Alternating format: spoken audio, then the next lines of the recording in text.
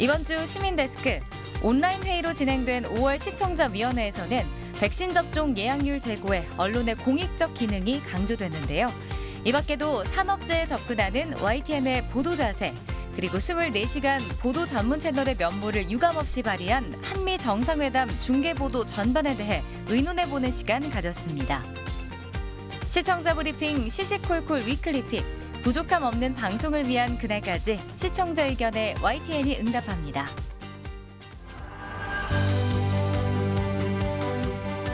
시청자 여러분, 한 주 동안 안녕하셨습니까? 시민데스크 박광렬입니다. 방송통신위원회가 시청각 장애인의 편리한 방송 서비스 이용을 위해서 맞춤형 TV 무료 보급 대상자 신청을 받고 있습니다.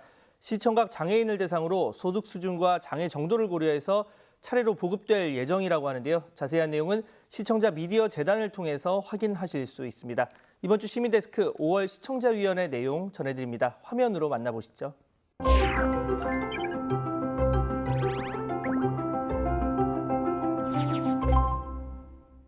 자, 그러면 2021년도 5월 YTN 시청자위원회를 시작하도록 하겠습니다.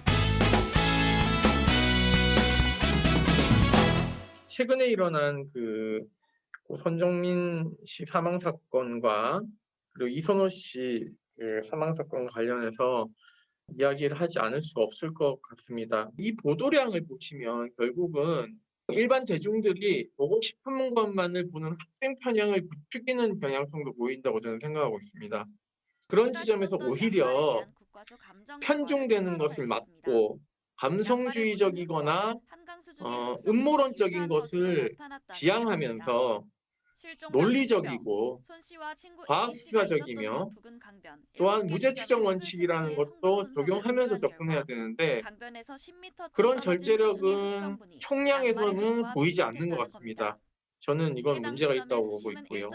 의대생과 하청 노동자라는 청년의 계급 구조 격차가 이 총량에서도 그대로 여실히 드러나고 있다라는 것을 이야기하지는 않을 수가 없습니다. 이선호 씨 같은 경우에는 사망한 지 15일이 지나서야 보도가 됩니다. 그리고 작년 고용노동부 통계를 보면 산업재해 사고로 사망한 노동자가 882명이나 됩니다. 이 중에서 18세에서 29세 청년층이 42명이나 됩니다. 그렇다면 작년 보도 총량과 올해 보도 총량을 봤을 때 과연 청년의 사망 사건에 대해서는 이 산업재해에 인한 노동자의 인권이 침해되는 사건, 생명권이 잃은 사건에 대해서 과연 얼마나 경중 있게 다루고 있느냐, 아예 가볍게도 안 다루고 있지 않느냐라는 생각도 지울 수가 없습니다. 한강 반포 공원 사망 사건과 관련돼서 또 말씀드리고 싶은 부분은 좀 과도한 프라이버시 침해적인 느낌도 있었고, 이것이 과연 맞는 방향의 보도인가, YTN이 그동안 지향해왔던 그런 보도의 내용들을 살펴보면 정확하고 공정한 뉴스라는 점을 굉장히 강조해왔고, 그런 점들이 또 시청자로 하여금 신뢰를 주는 그런 방송의 모습이었다고 생각합니다. 근데 이번 뉴스만큼은 너무나 그런 점들을 부합하지 못한 것들이 보였다는 점을 좀 말씀드리고 싶고요. 평택항 고 이선호 씨의 죽음에 대한 보도 내용은 굉장히 사변적일 뿐만 아니라 집요하게 현장을 추적하는 느낌조차 좀 들지 않았습니다. 반복적이고 유사하게 발생하고 있는 이 끔찍한 비극적인 사건 앞에서 산업 현장의 문제를 좀 철저하고 빠져나갈 수 없게 촘촘하게 접근하고 그 책임을 정확하게 물을 수 있는 보도를 하셔야 되는데, 평택항 고 이선호 씨의 죽음을 살펴보면 누구에게 책임을 묻는지가 빠져있는 뉴스들이 거의 대부분이었습니다. 반포 시민공원 대학생 사망 사건은 처음부터 저희 입장은 이 부분을 우리가 추측이라든가 이런 것들은 철저히 배제하고 최대한 드라이하게 다뤄야 되겠다. 쓸데없는 억측을 낳을 수 있기 때문에 사실 최대한 억제한다고 했는데 여러 언론이나 아니면 일반 시민들의 관심이 지속적으로 있었기 때문에 저희가 다룬 양은 사실 많아졌습니다. 결과적으로. 그렇지만 저희가 아무튼 매번 다룰 때마다 이거를 무리한 부분은 없는지, 이게 저 시청자들한테 괜한 오해를 사는 게 아닌지 이런 점을 계속 신경을 쓰면서 하고 있다는 말씀은 다시 드리겠습니다. 그리고 그 이선호 씨 그 죽은 거 관련해서는 그 한 가지 저희가 말씀을 드릴 거는, 사실 저희는 그 발생 직후에 제보를 받고 아버지 인터뷰도 해서 보도를 했었습니다. 그래서 저희가 사실 지금 안타깝게 생각하는 건, 그때 보도한 데 그치지 않고 계속 저희가 이걸 이슈를 살려서 원인이랄까 아니면 진상규명을 위해서 노력을 했으면 훨씬 빛나는 보도가 됐을 텐데, 그게 일과성으로 보도를 한 이후에 2주의 시간이 그냥 흘렀고, 그다음에 이제 아버지가 이런 그 기자회견을 했을 때, 그때 다시 이제 저희도 보도를 시작했는데, 그런 면에서는 저희가 물론 보도가 많이 부족했습니다. 중대재해법 그 시행을 앞두고 있습니다만, 그 노동 현장에서 사망 사고가 끊임없이 이어지고 있습니다. 그래서 그 부분에 대해서는 앞으로도 지속적으로 관심을 가지고 보도를 할 생각입니다.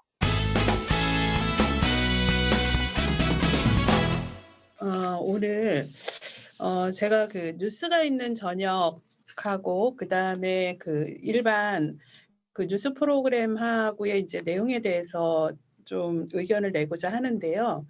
뉴스가 있는 저녁에서 다루는 이슈나 쟁점이 왜 일반 다른 그 시간대별로 하는 뉴스 프로그램에서는 적극적으로 보도가 되지 않을까?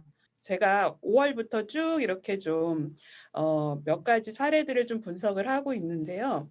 우선 5월에 좀 눈에 띈 게, 일본 언론이 이제 점심도 졌다, 훈장 수여식 문 대통령 홀대, 사실은, 이래서 이제 이게 팩트 체크를 좀 한 건데요. 그 사실이 아닌 사진이 왜곡돼서 인터넷에서 확산되는 것은 정확한 뉴스를 위해서 바람직하지 않다, 이런 지적을 아주 잘 해주셨습니다.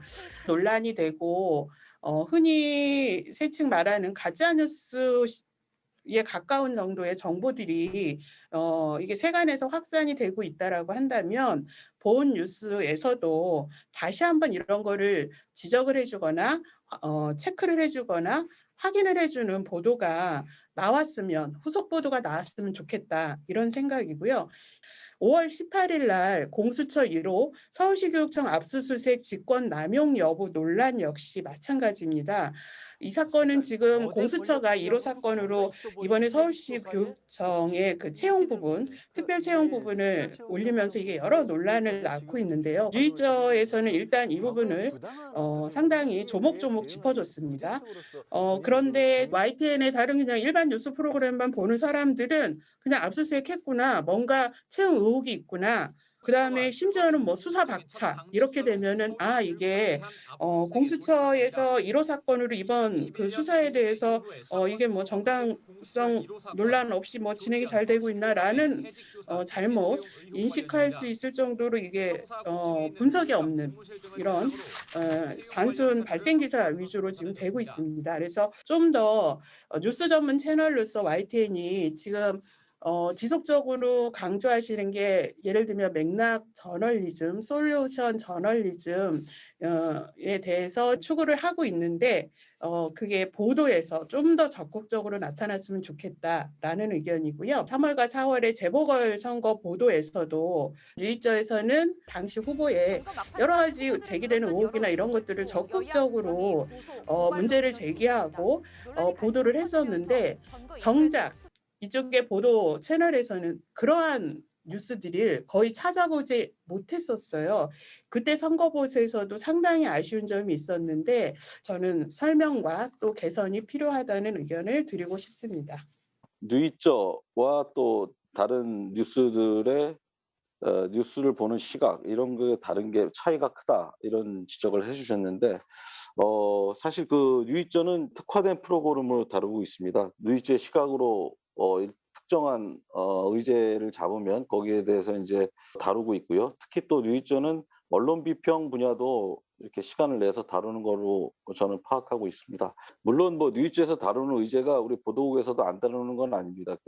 그렇지만 뉴스 형식 자체가 다르고, 저희가 이제 일반 뉴스에서는 주로 스트레이트 뉴스, 그리고 스트레이트 뉴스에 따른 해설 보도도 있습니다만, 아무튼 스트레이트 뉴스 중심이다 보니까 결과물이 좀 다른 상황도 분명히 있습니다. 지난번 재보궐선거 관련됐을 때 저희가 소소한 단독 보도를 한 것도 있습니다만 전반적으로 볼 때는 좀 미진했다는 지적 저희도 이제 아프게 받아들이고 앞으로는 그런 부분에서도 좀 더 분발을 하도록 하겠습니다. 뉴스와인 저녁은 아시겠습니다만 저희가 이슈 맥락 그리고 해설 그리고 탐사 보도와 팩트 체크를 강화한 뉴스 프로그램을 데일리로 운영을 하고 있습니다. 그래서 사실은 기존의 보도국 근데 기자들 중심의 보도 방식이 출입처 위주의 보도 방식이어서 거기서 조금이라도 벗어나기 위한 그 탐사 기능을 강화하고자 노력을 하고 있고요. 사실은 대체로 그 방송사 보도국 특성상 저희뿐만 아니라 그 대부분의 많은 회사들이 사실 그 정치적으로 예민한 사안에 대해서는 조심스럽게 접근하던가 아니면 기계적인 잣대로 보도하는 경향이 좀 있습니다. 특히 최근에 시청자 입장에서 볼 때는 이미 다 아는 내용을 반복하는 게 뉴스로서 가치가 있느냐 이런 문제인식도 있다고 생각을 합니다. 특히 또 언론사 또 기자들의 그 선택적 보도에 대한 비판도 있고요. 그래서 뉴스 채널에서 이른바 PD 저널리즘 방식을 일정 부분 도입을 하고요. 적용을 해서 이른바 관점이 있는 뉴스를 만들려고 노력을 하고 있습니다.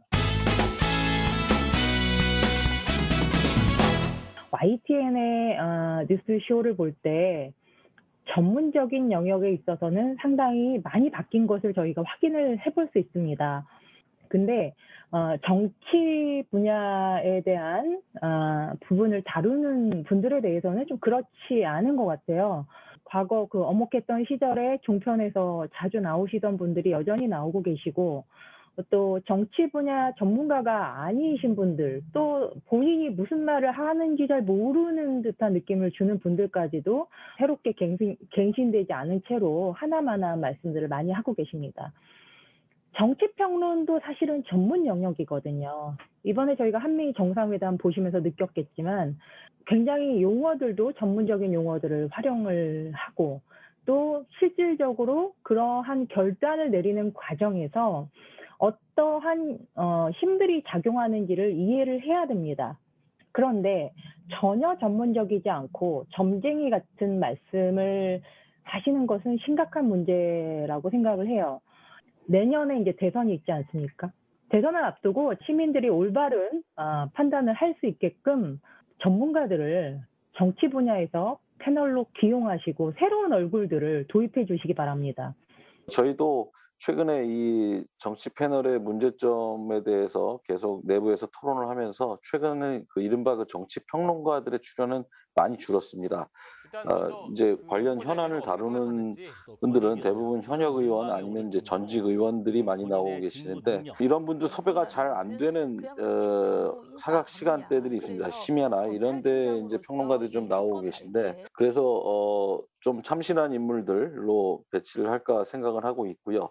또 가급적이면은 회사 내부의 선임 기자랄까 해설위원들 이런 분들이 직접 나가서 우리 입장을 말씀하시는 게 더 좋겠다는 판단을 갖고 있는데 그 부분에 대해서 좀 지속적으로 노력을 하고 있습니다. 앞으로도 그런 방향으로 흐름 잡고 있다는 말씀을 드리겠습니다. 질병관리청의 자료를 보니 사전 예약률이 평균 56% 정도로 반 정도밖에 안 되더라고요. 물론 이게 약 한 3일에서 4일 정도 예약을 하는 날짜가 차이가 있기 때문에 그런 걸로 봅니다만 상당히 저조하다라고 생각이 들고 YTN에서도 백신 접종과 예약에 대해서 아주 잘 보도를 하고 있습니다만 지난 5월 5일 YTN에 미국 디트로이트시의 가가호 방문으로 접종률을 높이겠다고 하는 보도처럼 우리도 접종 예약 및 접종률을 높일 수 있는 방법을 강구하고 보도하는 것이 좀 더 필요하다고 판단됩니다. 예약 방법이나 이런 부분도 조금 더 친절하고 상세한 보도를 할 수 있도록 더 노력을 해보겠습니다. 가짜뉴스 관련된 건데 저는 이제 그 넓은 의미의 가짜뉴스가 우리 언론 지형에 큰 해악을 끼치고 있다고 생각해서 항상 주의를 하고 있습니다. 그런데 이번 제가 최근 한 달 봤던 그 YTN은 가짜뉴스에 대해서 그 보도를 잘 했던 것으로 봤습니다. 예를 들자면 올해 4월 말경에 대통령 사저 관련해서 지역에서 반대 여론이 많다는 보도가 많았었는데 이제 YTN은 2021년 4월 30일 날 대통령 사저 관련해서 현장을 직접 방문해 보고 지역의 여론이 다른 언론 보도들과는 다르다는 점을 짚어주었습니다. 이 부분은 명확히 잘한 것으로 평가를 하고 있습니다. 그리고 단순히 인터넷 등의 기사들만 찾아서 보도를 한 게 아니라 현장에 직접 찾아가 현장 민심을 직접 확인했다는 점도 매우 긍정적으로 평가를 하고 있습니다. 가짜뉴스 관련한 보도는 앞으로도 잘 해주시길 바랍니다. 한미 정상회담 같은 경우에는 일단 여기서도 YTN은 기본적으로 보도량이 많고요. YTN이 기본적으로 해야 되는 중계성 보도들과 기본적인 정보들을 전달하는 역할이 굉장히 충실했다고 생각합니다. 근데 아쉽게도 이거는 이제 뭐 말 그대로 아쉬운 점인데 사실 YTN이 조금 더 심층적이고 깊이 있는 분석 보도를 해줬으면 좋겠다 하는 게 이제 조금 아쉬운 점입니다.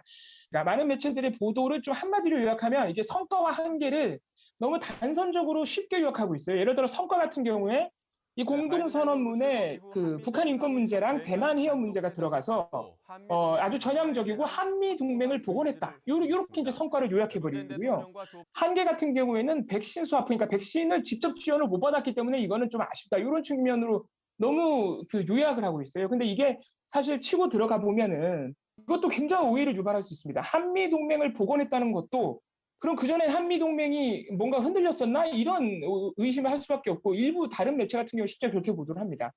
그리고 북한 인권이 들어가서 좋은 거다? 이렇게 또 하면 또 한국 정부가 그동안 북한 인권이 굉장히 무심하거나 무시했구나 이런 오해도 할 수 있고요.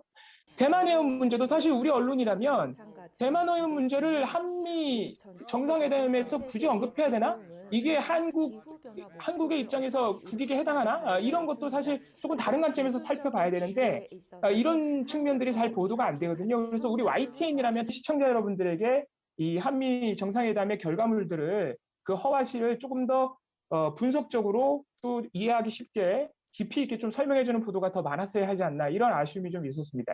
한미 정상회담 관련돼서 그 심층적 분석 보도가 아쉽다고 말씀하셨는데 오늘까지도 이렇게 여러 가지 그 내용을 분석하는 보도를 하고는 있습니다. 근데 사사와 비교해서 뭐 차별화되게 잘했다 이렇게 말씀드릴 거는 지금 없는 상황이라서 제가 더 설명드리기 그런데 이 부분도 사실 저희가 좀 전문 기자나 이런 분들을 좀 더 육성할 필요를 좀 느끼고 있는데요.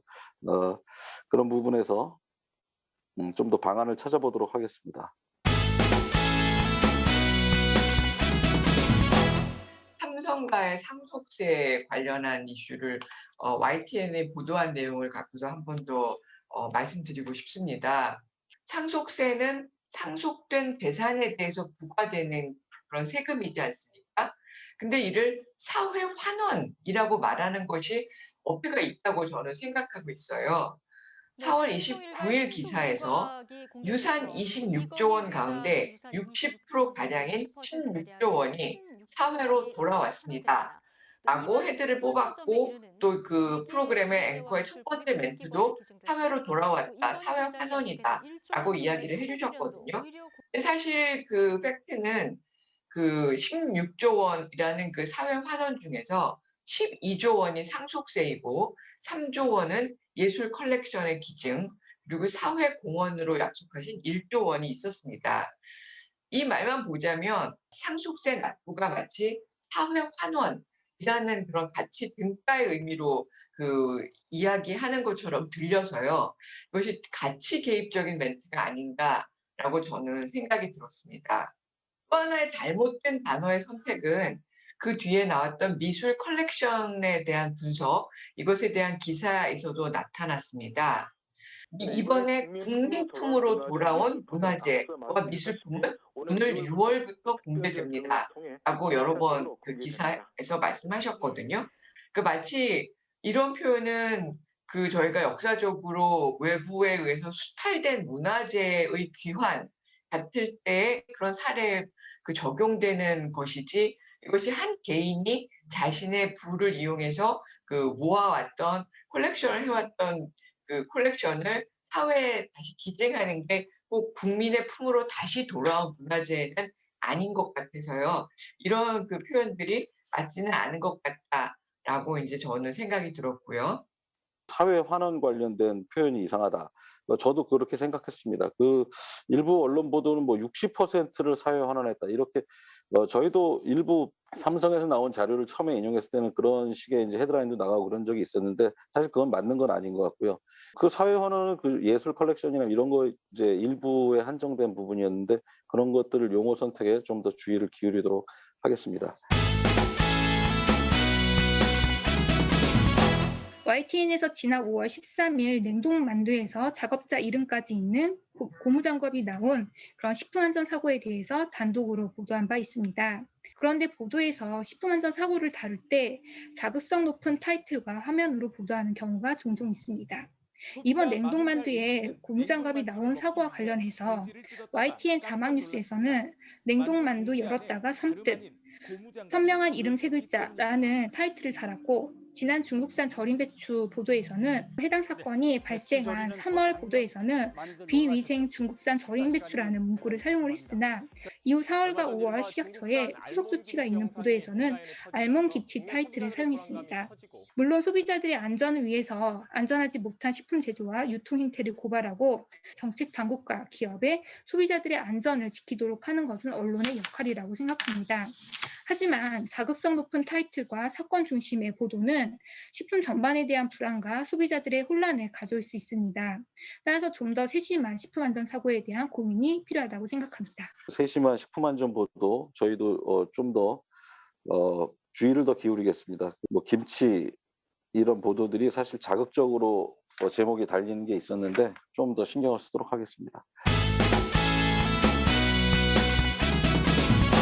제가 드리는 말씀의 전체 주제는 YTN이 어떻게 하면 시스템적으로 저널리스트의 자질들을 향상시킬 수 있을까 이런 부분들이 좀 고려되었으면 좋겠다라는 그런 생각을 해보았습니다. 그래서 이것은 개인에게 맡기는 것이 아니고 이걸 시스템적으로 좋은 기자들을 만들 수 있는 그런 부분들을 어떻게 강구해낼까라는 생각을 해봤습니다. 이번에 대통령 순방 기간 동안에 기자들에게 주어진 질문의 시간을 그냥 놓쳐버렸다라고 하는 것은 기자들의 부끄러움이기도 하지만 뉴스 전문 채널인 YTN도 거기에서부터 자유스럽지 못하다고 생각을 합니다. 기자가 왜 질문을 해야 되고 누구를 위해서 질문을 해야 되고 어떤 질문을 해야 되는가에 대한 일종의 사내에서의 OJT와 같은 이런 부분들은 지속적으로 필요하다고 생각을 합니다. 그래서 뭐 예를 들자면 저는 YTN도 좀 개성 있는 기자, 소위 말해서 뉴스 때마다 시그니처를 남길 수 있는 기자들의 모습들 뭐 이런 부분들도 좀 있었으면 좋겠다. 그게 오락성이라는 뜻이 아니고 사람들에게 좀 더 설득력 있게 뉴스를 전달할 수 있다는 점에서 근데 너무 똑같아 보여서 너무나 표준화되어 있어서 아쉽다는 생각을 많이 하게 됩니다. 저널리스트 자질 향상 문제 사실 저희가 사실 부끄러움을 느낍니다. 그 내부에서 그냥 신입사원이 들어오면 처음에 수습 과정에서 이렇게 교육하는 것 이외에 사실 어떤 질문을 어떻게 하는 게 좋겠다라든가 이런 교육 그런 제도화되어 있는 것도 없고 사실 후배들한테 제대로 가르쳐 본 적이 별로 없는 것 같습니다. 그런 부분 좀 더 시스템적으로 뭔가 개선 방안을 마련할 수 있는지 그런 연구를 더 해보도록 하겠습니다. 시청자위원회에서 그 말씀하신 내용을 이렇게 듣다 보면 전에도 한번 말씀드린 적이 있는데 여러 위원님들께서 계속 이렇게 지적하신 내용은 이게 잘못이 반복됐고 또 지속적으로 일어났을 경우에 이렇게 지적을 많이 받는 것 같은데 온라인 시청자위원회의 그 밴드를 통한 의견 제시를 그 기회가 있을 때마다 활용해 주시면 어떨까 생각됩니다. 이게 문제가 심각하다고 생각될 때 즉시 제지를 하고 의견을 제시를 해주시면 조금 더 문제가 반복되는 것을 줄일 수 있다고 생각합니다. 2021년 5월 YTN 시청자위원회는 이것으로 마치겠습니다. 모두 수고하셨습니다. 고맙습니다. 수고하셨습니다. 가장 빠른 옴부즈맨 프로그램 그 기록을 모아보는 시간 시청자 브리핑 시시콜콜 위클리픽 이번 주 시청자 의견 함께 보시죠.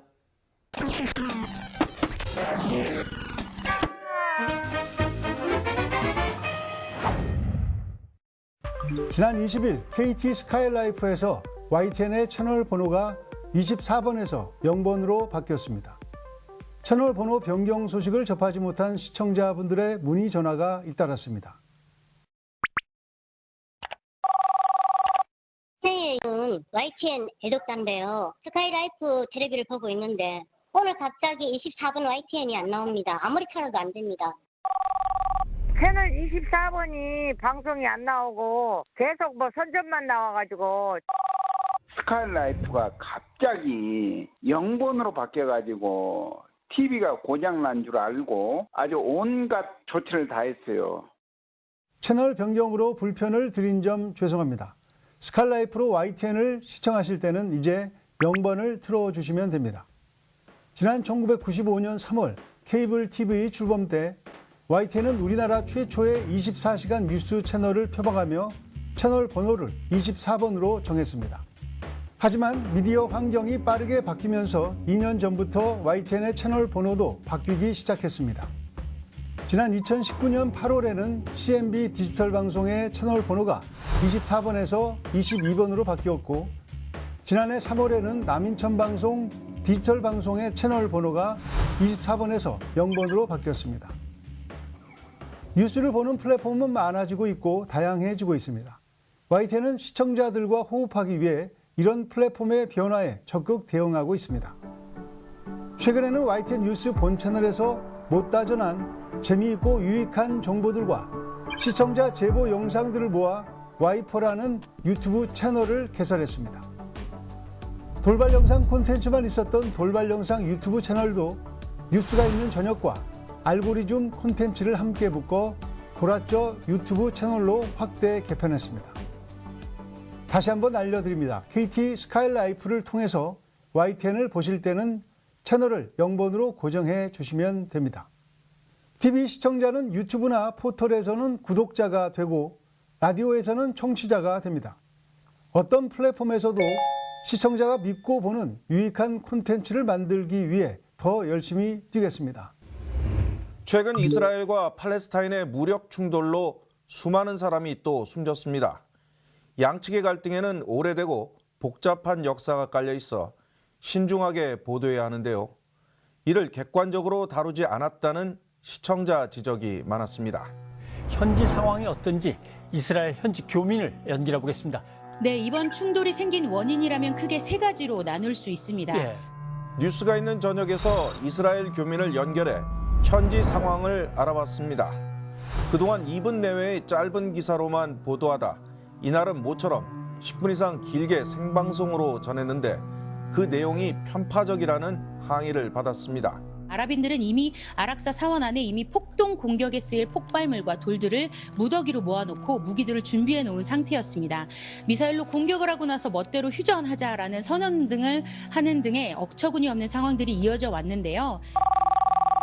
이스라엘 편에 서가지고 그 일방적인 주장을 하고 있는데 사실관계 확인도 안 하고 이렇게 일방적인 주장을 장시간에 걸쳐서 방송에 내보내면 되겠습니까? 팔레스타인 쪽은 왜 인터뷰 안 해요? 그 사람들은 사망자도 많은데 라마단 기간에 팔레스타인이 성스럽게 지내는 그 시기에 이스라엘이 건드렸기 때문에 그들이 그렇게 무력으로 대응했다고 알고 있습니다. 시청자 게시판에도 비슷한 글이 잇따라 올라왔습니다. 궁금한 것은 한국인으로서 객관적 시각을 듣고 싶은 것이지 이스라엘만의 주장을 듣고 싶은 것은 아닙니다. 이스라엘은 무고한 피해자, 팔레스타인은 절대 악인 것처럼 묘사하더군요. 팔레스타인 청년들의 행동은 폭동으로 단정짓고 YTN 시청자위원회도 해당 보도에 문제가 있다고 판단했습니다. 제가 보기에는 일방적으로 이스라엘 측에 치우친 시각을 보여주는 인터뷰였습니다. 마치 이스라엘의 민족주의적 성향을 그대로 반영하는 듯한 인터뷰였습니다. 뉴스가 있는 저녁 제작진은 불안정한 현지 사정으로 팔레스타인에 사는 교민을 찾을 수 없었고 이스라엘 교민이 양측의 입장을 무난히 전해줄 것으로 기대했다고 설명했습니다. 그러나 애초 취지와 달리 한쪽의 입장이 강조됐다며 사과하고 앞으로 관계자 섭외 등에 더욱 신중을 기해 공정한 보도가 되도록 노력하겠다고 약속했습니다. YTN은 시청자들의 지적을 겸허히 받아들여 해당 동영상을 인터넷에서 삭제했습니다. 지금까지 시청자 브리핑 시시콜콜입니다.